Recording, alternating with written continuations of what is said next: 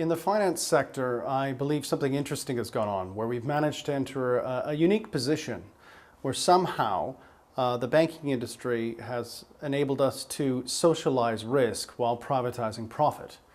And this is an amazing situation to be in, because that means that when things are going well in the finance sector, then all the profits can flow right into the pockets of the usual financial or institutions.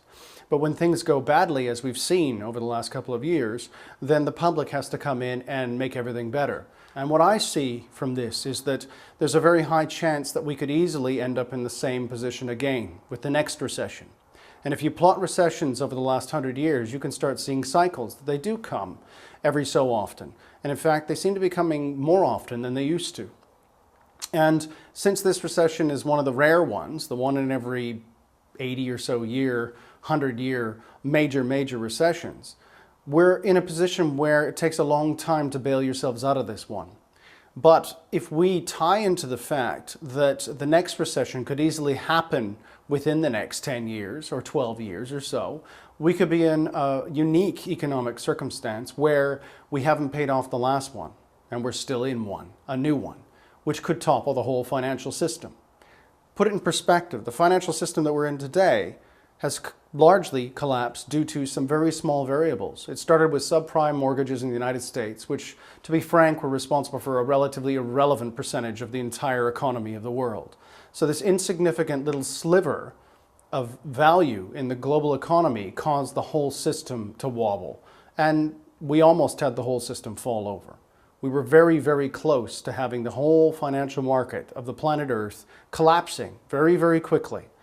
And considering most countries only have a couple of weeks of backup food, a couple of weeks of backup fuel, you have to put it in perspective that if you cut off the food and the fuel in major developed world for any length of time that was beyond that backup carrying capacity, you would see food riots, you would see lights going out, you would see heat not being put on, you would see significant social disorder, which could lead to a social collapse and a political collapse. And so we're in a dangerous position where we've done very little to prevent this from happening again, and it is guaranteed to happen again because of the fact that the system is so fragile. So we need to put this in perspective and realize that even though the big financial institutions are saying if you control us too much, if you tax us too much, if you limit us too much and prevent us from giving gigantic bonuses to our staff, then we will leave and we will lose the best talent. What I say is, yes, they would, because there's always going to be a country out there that will offer them a better tax situation. But if we're being held to ransom by these organizations that we have bailed out and kept going, then where does that put us? Who has the power? Who's in charge? Who's leading us down the right path? Because the path that we're following now is about perpetual consumption in a finite resource environment. That path only has one eventuality, which is collapse. It's either financial or it's ecological.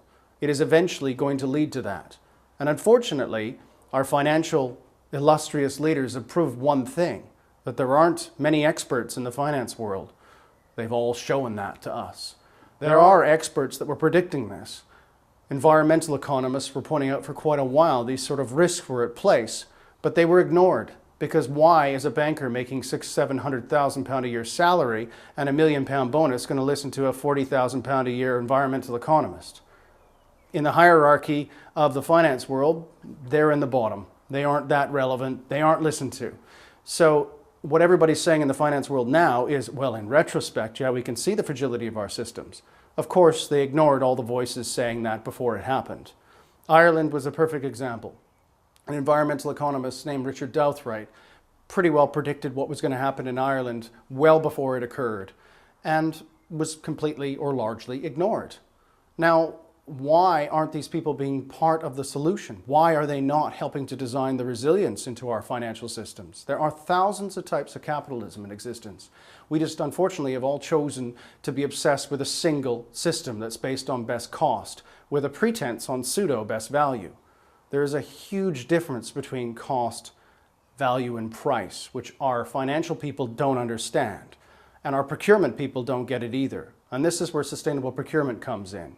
If you're only measuring what something costs, in a one-off role, and you're not actually seriously looking at what it truly costs, be that ecologically, be that local economy, be that life cycle assessment. So you choose the cheapest thing on the market, then it can easily, as we all know, cost you far more because it's not efficient, or it could fail before it's supposed to, or it could simply be surpassed by something more advanced. But right now, within our system, we are talking about best value.